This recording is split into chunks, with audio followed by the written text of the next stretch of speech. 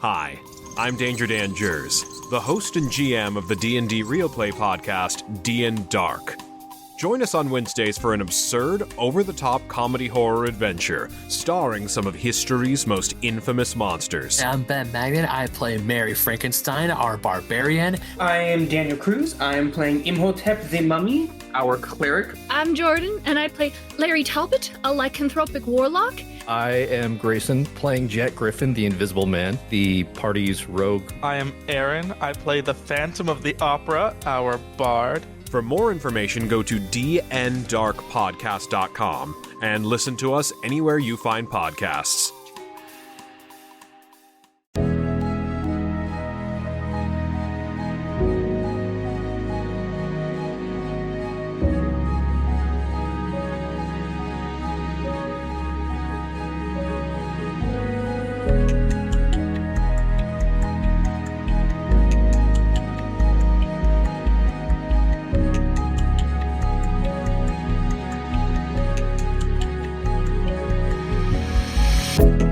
Hey everybody, this is Davis over at the CFG, and I would like to welcome you to another episode of Pop Culture Gems. This is a series where we talk to amazing creators, artists, cosplayers, voice actors, and so much more. If you like the interviews we like to do with these amazing guests, give us a thumbs up and subscribe to our YouTube channel, the CFG channel, or you can either go to our main website, confreaksandgeeks.com, to listen to it, or go to any podcast services out there.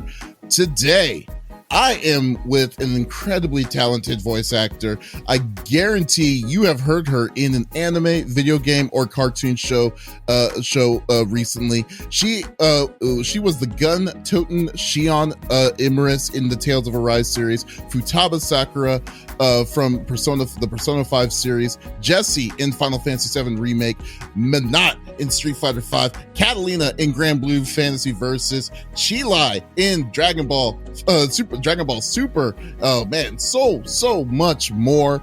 I would like to welcome Erica Lindbeck to the show. How are you doing, Erica? I'm doing well. That was a vast introduction. My goodness, thank you. I'm doing great.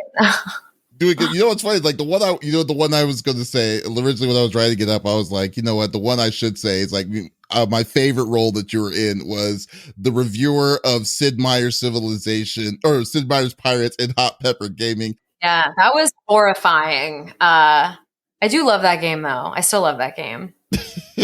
I would be like, oh my God, just the reaction of that alone, of just eating that pepper and then just talking about a game alone. Is I clearly don't have a very high spice tolerance. You ate a whole habanero pepper on and then you needed to talk about something. It's terrible. Yeah, I did a hot nut challenge, it was like a peanut or something, and I was crying to tears. So I don't blame you on that. I definitely didn't feel. I know some people feel nauseous. I didn't feel nauseous. I just felt like I wanted to yeet myself from the face of the earth. That's what I wanted. Yeah, I just wanted to cease.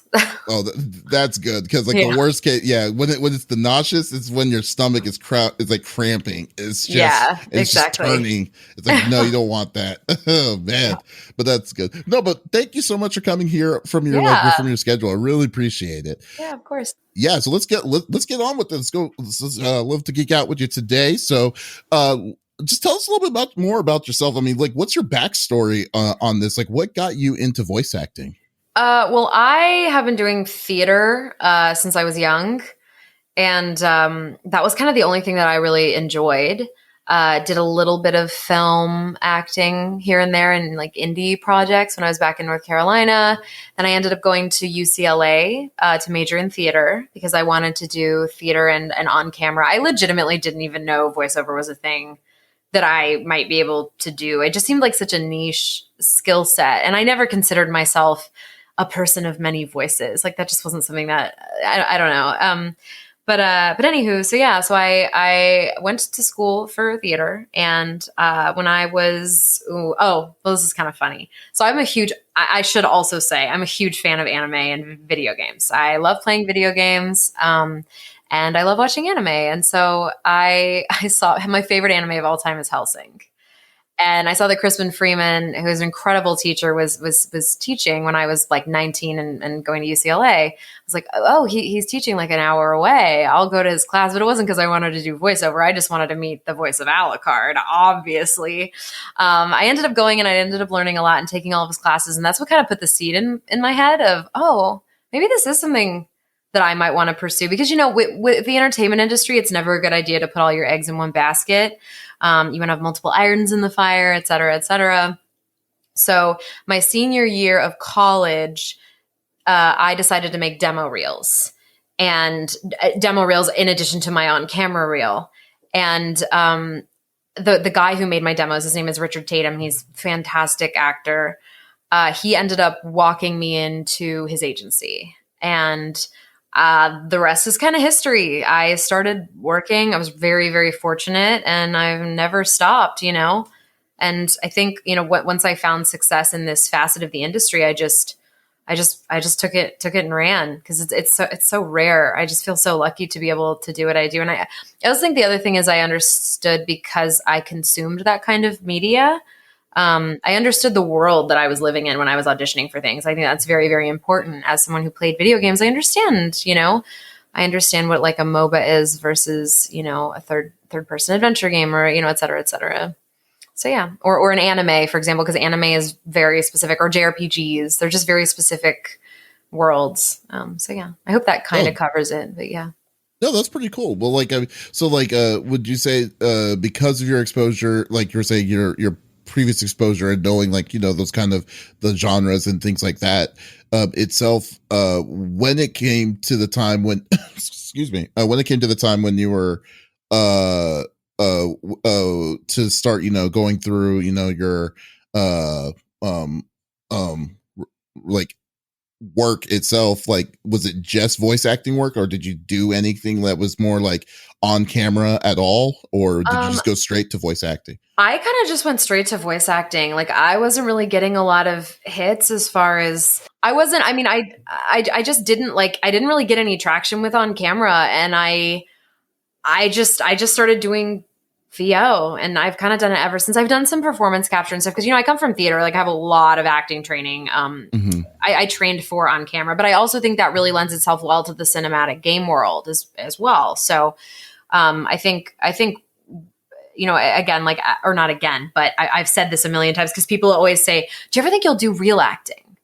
And I'm over here that's kind of insulting. I don't think they mean it that way, but it's almost as though what I do is considered not real acting, and I think it is. I mean, I know it's subjective, but yeah, I mean, I didn't, it's not that I would ever rule it out, doing on camera or anything like that. But I always said, I was like, I don't want to sacrifice my voiceover career because, you only have time, you only have a finite amount of time on this earth to do stuff. And I just don't ever want my VO career to suffer for trying to, do something else. But yeah, it's definitely something that I would do for sure. I mean, I have been in a couple little indie projects and things, but nothing huge. I really legitimately, I started working in VO when I was 22, literally right when I graduated college. I think I booked my first big job. I graduated in June and I booked a lead in an anime series in August. And then by the end of the year, I'd booked the voice of Barbie. So I was just working constantly. And I was like, I don't have time to do anything else.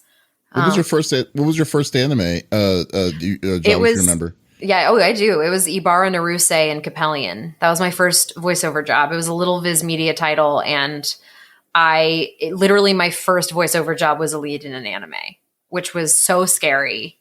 I hadn't spent more than an hour in the booth, during class. It was just, it was wild. It was wild. Then you got Barbie on top of that. At yeah, the end of all that. The Barbie thing was also crazy. I was fortunate enough to do most Barbie projects for about 2 years, maybe 2.5 years. So yeah, I was very, very right place, right time. I don't know, something was happening in the stars that was like, hey, you get to do all these cool things. I was like, yay. So yeah. That is so cool. I mean, that's you really got started from 0 to 60 already, immediately once you started getting in the business. So that's awesome. That's great. Yeah, super fun. I gotta say though, because I kind of have some sort of beef with you for a minute. Sure, go for it. I have to say, like, but thanks to the situation that we've been in for the past 2 years, like I've been on a podcast kick, and I saw your episode with Songwon in Pro Songwon, ZD. yeah. Is this about Majima? Yes, I want to know about do it. It's always about Majima. I mean, now I would be crazy to not bring that up. Like, I just want to know. Like, well, You'd be crazy to not to bring it up. Oh my god, I can't. Just because I'm not horny for Majima, the world is so upset with me.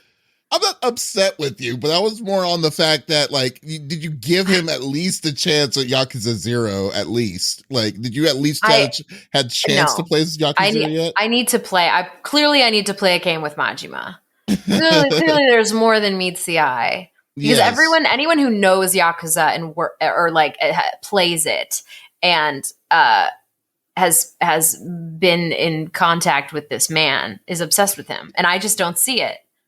But that's okay, That's okay. Well, to be fair though, I do see your side, because like I was kind of on the same boat as you, because I've only played Yakuza, maybe the first Yakuza. Then I decided like a year ago to play Yakuza 0. And then I was like, oh, okay, I get it now. That's the kind of thing where it's like, it just kind of opened my eyes with Majima. Exactly. If you were just to look at Kakashi from Naruto, you might not understand how cool he is. I mean, actually, I don't know that that's a great example. He looks really cool. But there's certain was always cool, dude. Yeah, you're right. You know what? You're correct on that one. But there are I'm not thinking. I'm blanking right now. There's some characters you look at and you're like, and then you play the game and you're like, oh my goodness. Yeah. For me, I think I would say Jujutsu Kaisen. What's his name? Is it teacher? Gojo? Yeah. Gojo? Yeah, I've heard. I havenent watched Jujutsu Kaisen, but I was like, why are people melting? Like, why are people being all weak on the knees with this dude? Yeah. People love him. Oh my gosh. I do need to watch. I just don't have time. Listen, being an adult sucks. You don't just get to sit and watch anime all day, unless I suppose that's your job. That's very true. Well, okay. Well, fair enough. I just wanted to see, like, kind of check if you did. If not, it's definitely caused a rift in Sungwon and I's relationship, and I need to heal it. I need to do everything I can to mend. Well, at least you recognize where that rift is. That's all that matters. I do. Once you can identify the problem, then and only then can you fix it. Perfect. Yeah. And when you actually have time to slow down and relax, like, what is it that you would what is it that you do?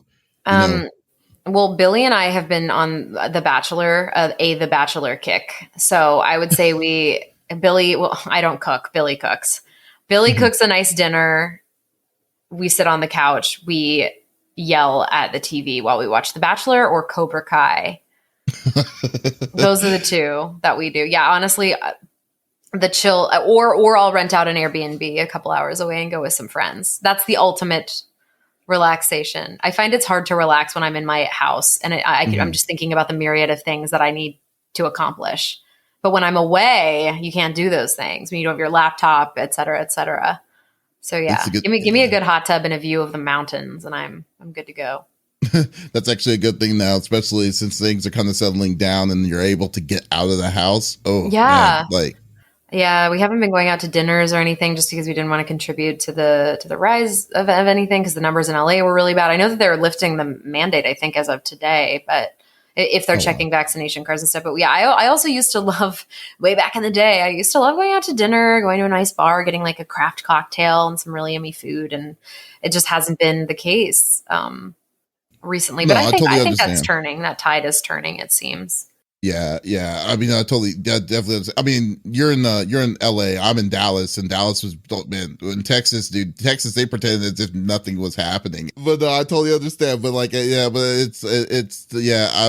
definitely understand. But the whole thing is just, it's crazy. But I'm just, like I said, I'm glad that it's kind of easing down, but still just being a little bit cautious about it would be, it's all that you're really just needing to do. Totally. Yeah. No, but having a nice glass of wine and being away from things, that's awesome. That's super nice. Yeah. And the range of characters that you've played throughout your career, I would best describe it as incredibly dynamic, because Yeah, because I mean, you've done psychologically damaged like Futaba from Persona 5, Fornise in Berserk, to the hyper and like crazy, like, like Magalu and the Tales of Berserk. No, Tales. Was that Berserk? Yeah, I guess yeah, it that's was Berserk. Berserk. Yeah. Shion's Arise and Magulu's. Yeah. Yeah, okay. So yeah, there you go. And like in angsty, like Shion. Oh my god, Shion's angstiness was crazy. So the most angsty, sadgirl.jpg over here. Oh my god. Yeah. It was funny because like my friend and I like was wondering like, why do I not like Shion so much? It's like she can't even take a compliment. Like you tell her thank you, and she's like, "It's like don't thank me. I was just doing." I'm like, Jesus, calm down. Like, I know. like, Yeah. Oh man. But like I was wondering, is it difficult to get in the frame of mind when playing like complex characters just by using your voice?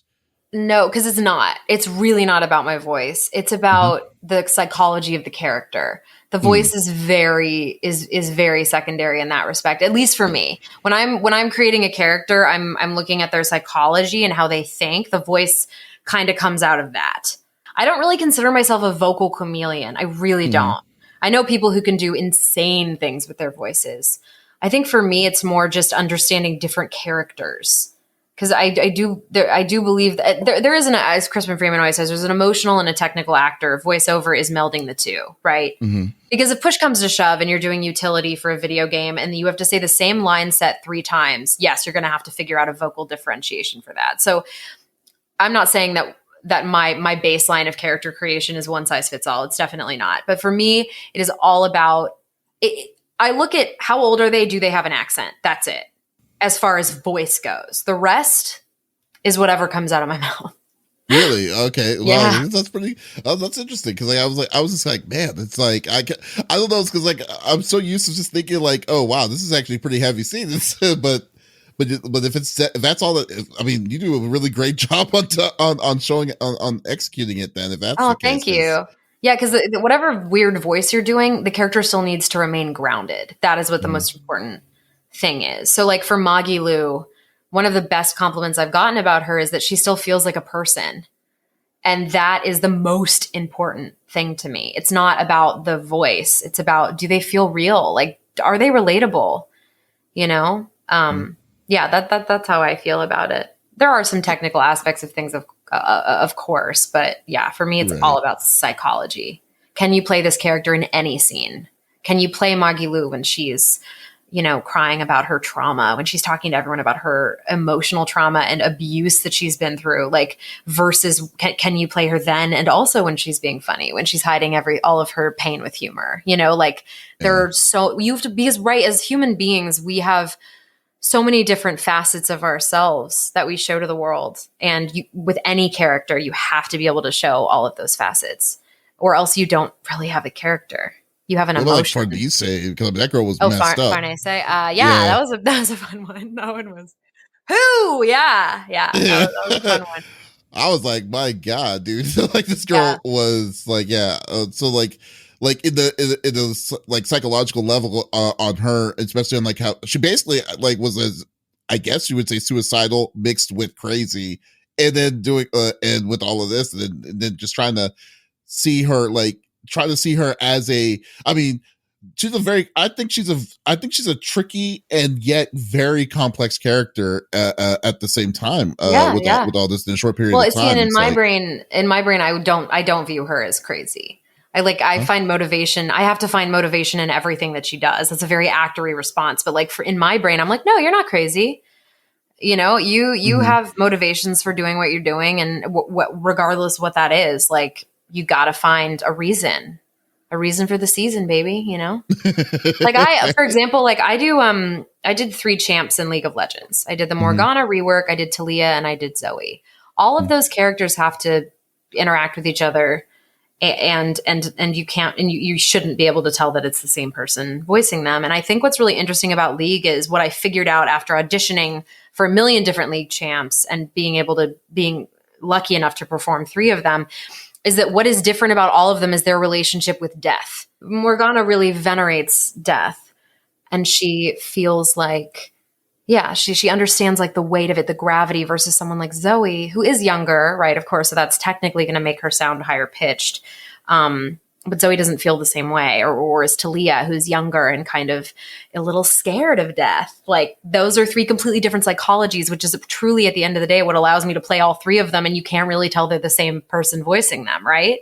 That's true. Yeah, I definitely understand.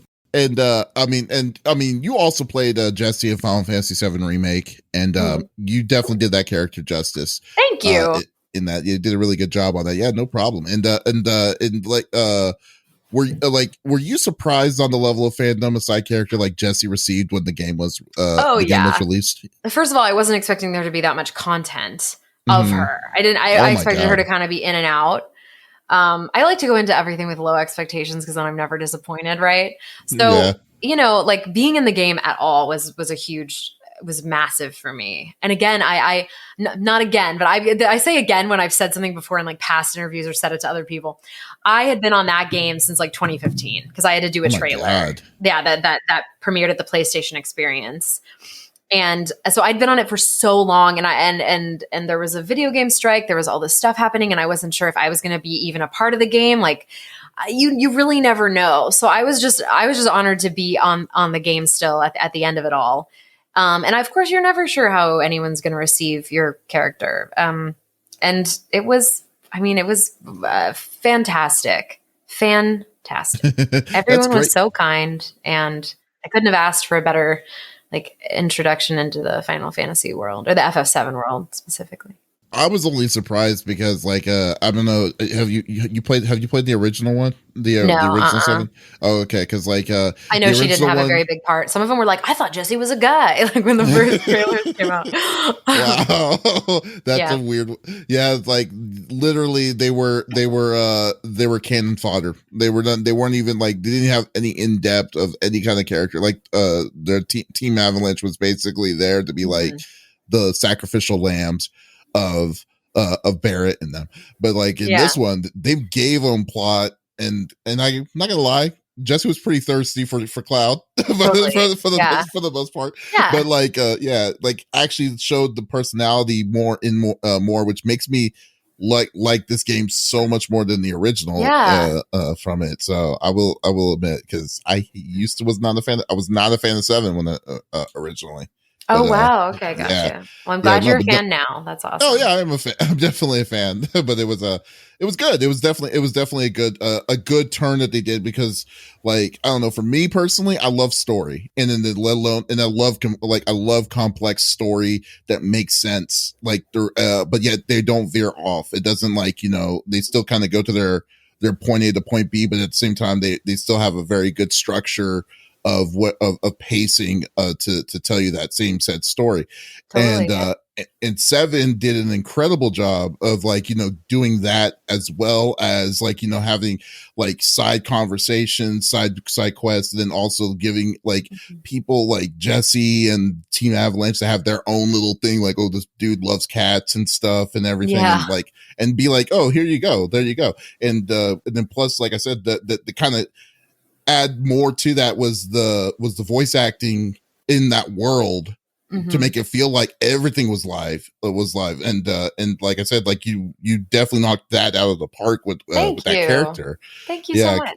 Yeah, so it was really cool. I definitely liked it. And there is also like one show I've recently been like showing people recently. I mean, it's been around for a bit, like about a year, and it was Hell of a Boss on YouTube. And I love the fact that you're on this on this show.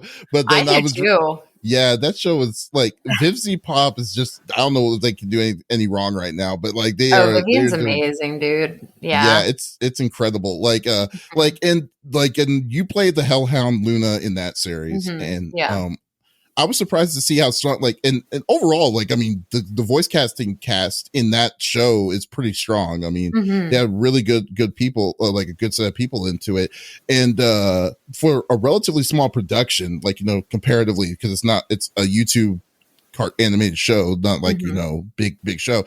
And I was just curious, like, how did you get tied into that project? And did it normally go through professional channels, or was this it did.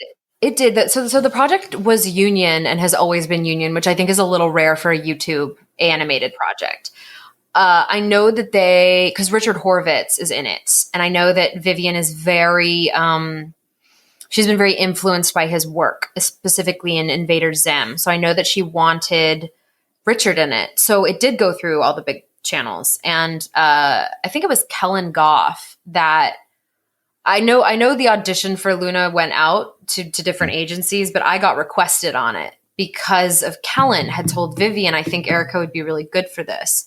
So I read on it, not knowing what it was, went in, did the pilot, waited, and then it became this juggernaut of a project. And that's how that I'll say it before I will say it. I've said it before. I will say it again. I thought it was a furry fighting game. I had no clue what it was. No clue. I did the audition at my friend's house. Yeah, they don't tell you anything. They legit, like, everything's codenamed. Just no clue. Okay. Yeah. I mean, it doesn't make any sense on why. Like, I've heard that so many times with voice actors. Like, why do they they don't even tell you what it is? I mean, I understand they don't want you to leak it to whatever, but I mean, you gotta know what job you're doing. No, you don't. Sometimes you just don't. Sometimes you have no idea because they want to keep everything NDA'd, which I understand. I've worked on things that I literally went in to record for them and I still don't know what they were. Wow, that's crazy. Literally, yeah. Yeah. You just got to make a choice, You just go, all right, I think this is what this is. Oh my God. Like, have you I mean, well, for that kind of situation, I mean, for you said for a video game, I mean, gaming is probably one of the most crazy ones. The one where it's like, oh, you need a punch when you get punched. Here's the sound effect of you getting punched and stuff like that. Yeah. Like, battle reacts. Ooh, the react. I can only imagine that's crazy. But no, that's cool though. I mean, it's cool that they decided to go union. I mean, that they went professional on that. Yeah. And so was I'm on Smiling Friends as well, and I know that originated from a YouTube kind of pilot situation. That one was union too. Yeah, it's really cool. It bodes well for content creators. And also just is there a role in a game or series that you were in that was overlooked, or like something that you would consider that was underrated that folks may have missed but should check out to enjoy? I mean, I think performance is very subjective, but one that I really enjoyed was actually Misty in Cyberpunk. I voiced a few characters in Cyberpunk, and Misty was one of my favorites. And she started out as this really small character, and then they just kept writing for her and writing for her and writing for her. And I got to do all these beautiful like tarot readings, and she has some really beautiful conversations with V, and she has something very tragic happen to her pretty early on in the game. And it's just, she's great. She's not a huge character in the game, but I enjoyed working on that. And Misty's the girl that looks like the girl from Blade Runner, yeah, right? Totally. Yeah. Mm-hmm. Yeah, I still haven't played that game. I want to, but that's okay. Yeah. Well, I'm waiting for a video card because I have an old video card, and to run it. I really want to get it when it's high capacity, but I refuse to pay the money that they're telling me to pay for a nice card. So because everything's so freaking expensive now, it's crazy. Yeah. It is insane. It really irritates me when you see the original price for it, then you're like, wow, it's literally tripled the price, and I'm just nope. Yeah. I'm not, it's I am not going to play that game. I'll wait till whatever. I can wait. So I'll use my 7-year-old card for now. But no, have you played Cyberpunk yourself? No, I don't play a lot of the games I'm in. It just kind of takes me out of it. I'm kind of one of those. Because you already know the... No, just because I don't know. I like my involvement to just be in the booth. I find it's mentally healthier for myself to just put a little bit of distance between myself and the projects that I tend to work on. I don't know. No. Everyone has a different philosophy about it, but I like to view it as I love my job, but it is my job. And I think to kind of obviously when I'm in the booth, I obviously emotionally involve myself in it on a very high level. But after that, I kind of like to walk away and go, okay, if there's something I'm really interested in, I will play or watch it. But yeah. You have a high library of gaming and anime and all these different kinds of things. Normally, what kind of what games do you normally go into or stuff? Because I know you do DVD. I've pretty much only been playing DVD. Billy's trying to get me to play Hades because all the characters are so hot and the game is apparently incredible, which I do not doubt.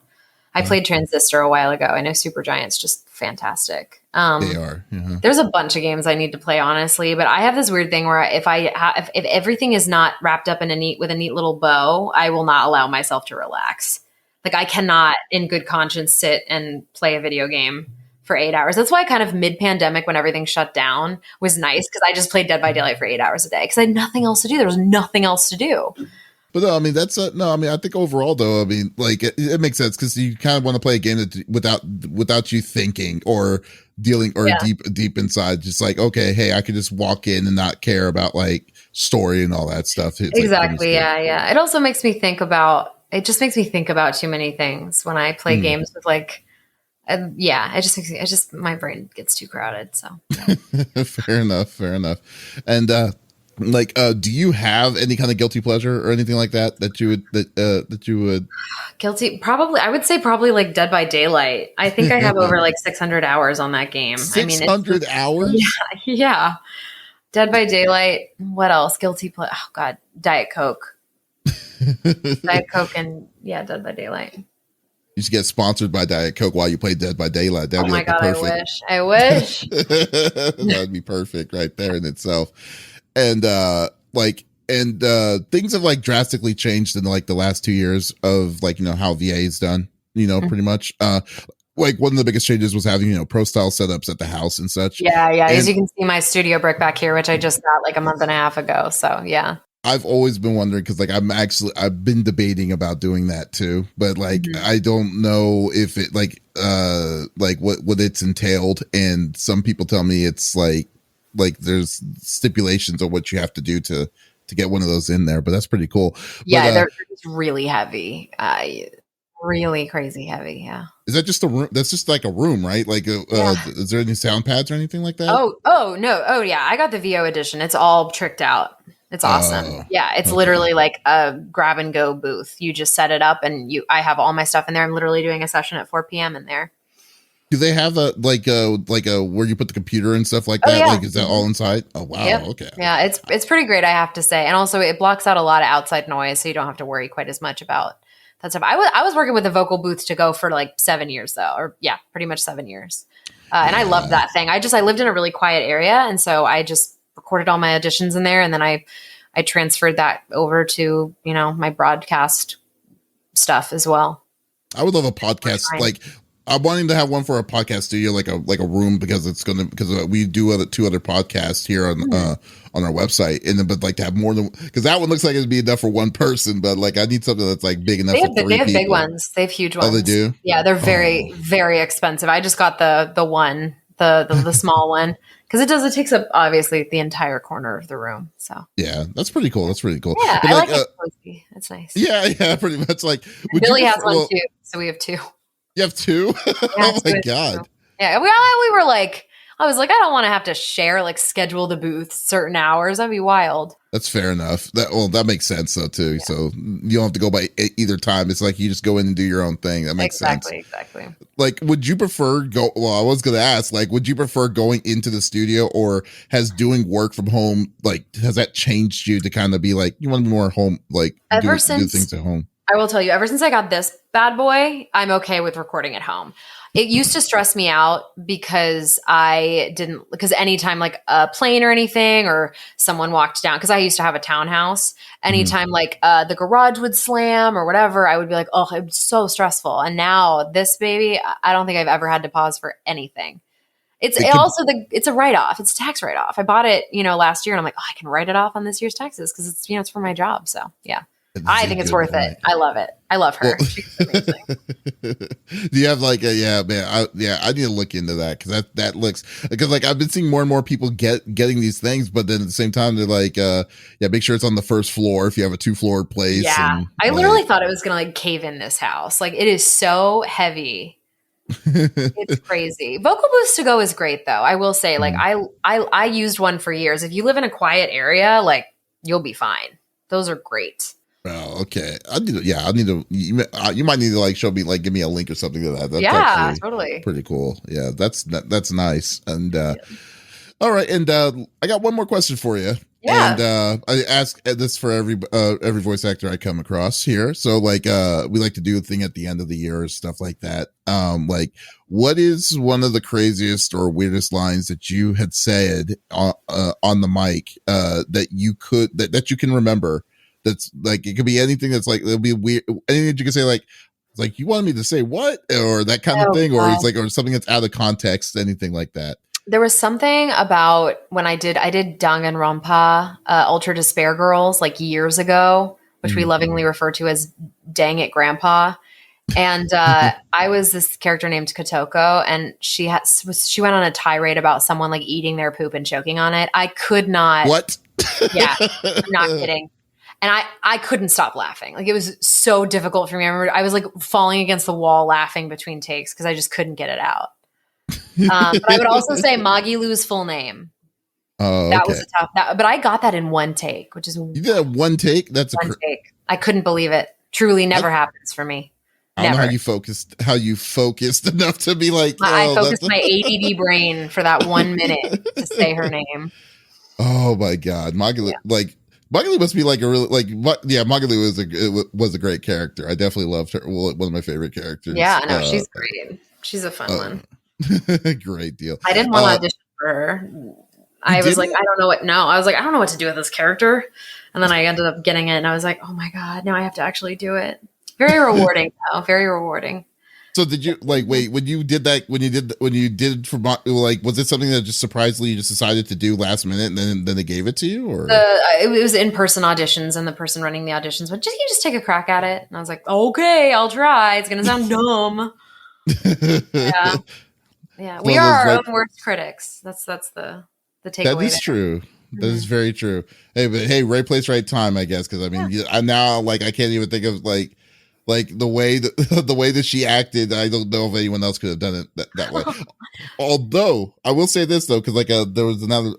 I've said this too.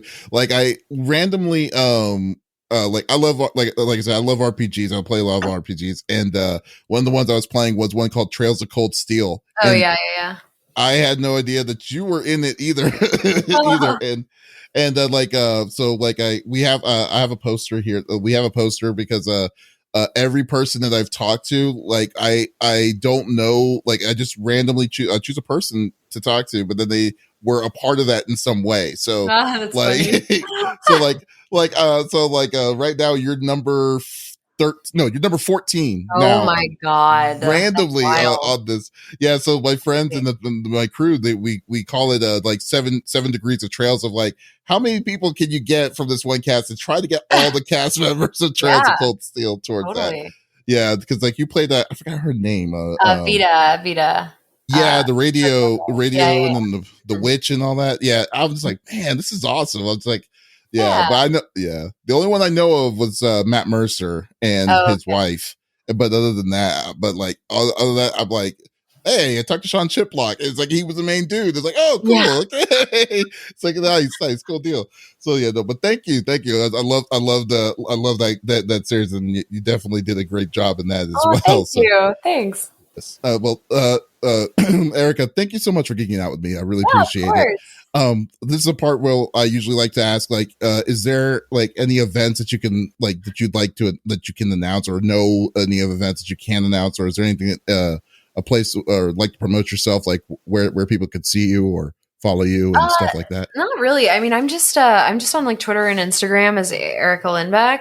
I recently did some work on Smiling Friends. I'm really excited about that. I don't think there's really anything else that I can super talk about. I'm going to be at a convention, SakuraCon, in April, so I'm excited about that. But yeah, I think other than that. Okay, cool deal. And guys, if you like this interview with Erica, you can definitely check us out on our website, confreaksandgeeks.com, to check out her as much amongst us, the whole library of people that we've talked to as well. Or go to our main website, or go to any podcast services. We all put this on everything: Apple, Google Podcasts, Stitcher Radio, what have you, to definitely like check us out there as well. So once again, this is Davis signing off. Y'all take it easy.